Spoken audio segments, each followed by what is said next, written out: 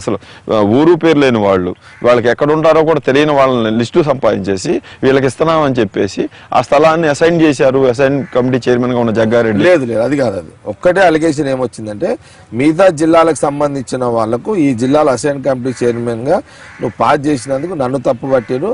అట్లనే మీరు అధికారుల మీద ఒత్తిడి చేశారు. ఆ విధంగా చేద్దామని చేయలేదు. వాళ్ళ అధికారుల మీద నేను ఫోర్స్ చేస్తే నేనేం చెప్తాను, అధికారులు ఎందుకు చెప్పలేదు?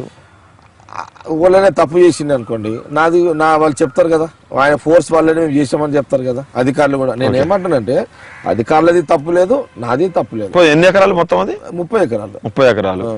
ఇప్పుడు ఆ విషయాన్ని తర్వాత అధికారులందరూ కూడా తప్పని విజిలెన్స్ కమిషన్ నిర్ధారించింది. విజిలెన్స్ కమిషన్ మీ మీద కూడా చర్యలు తీసుకోమని సూచించింది. ఇక మీరు ఎప్పుడైతే ఇవన్నీ ఒత్తిడి పెరుగుతూ ఉన్నాయో, ఇదంతా విచారణ జరుగుతుందో, ఆ ఒత్తిడి నుంచి ఆ కేసు నుంచి బయటపడటం కోసమే కాంగ్రెస్ లోకి జంప్ అయ్యారనుకోవచ్చు. నేను కాంగ్రెస్ లో పోయినందుకు అలిగేషన్ పెట్టిరు వీళ్ళు. మీరు టీఆర్ఎస్ లో ఉండి చేశారు అంటే టీఆర్ఎస్ కాంగ్రెస్ లో గవర్నమెంట్ ఉన్నప్పుడు చేసిన ఈ వ్యవహారాన్ని అంతా కూడా దగ్గర పెట్టుకుంది. మీరు పార్టీ మారినప్పుడు తీసి బయట పెట్టింది. తప్పే కదా? తప్పు జరగలేదు అని నేను అంటున్నా.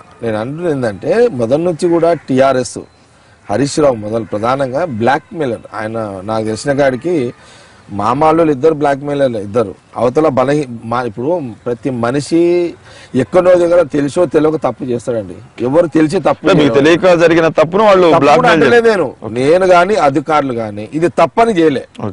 అది తప్పని చేయలే మేము. అది తప్పు, అది సిస్టంలో తప్పు అని వాళ్ళు నిర్ధారించినప్పుడు అప్పుడు రాజశేఖర రెడ్డి గారు ఏమన్నారంటే, ఓకే ఈ భూమి గవర్నమెంట్ కి నష్టం లేదు కాబట్టి ఈ భూమిని రిటర్న్ తీసేసుకుంది గవర్నమెంట్ రిటర్న్ చేసుకొని బోర్డు పెట్టేసి అది క్యాన్సిల్ చేసేసి అధికారుల మీద ఎవరి మీద యాక్షన్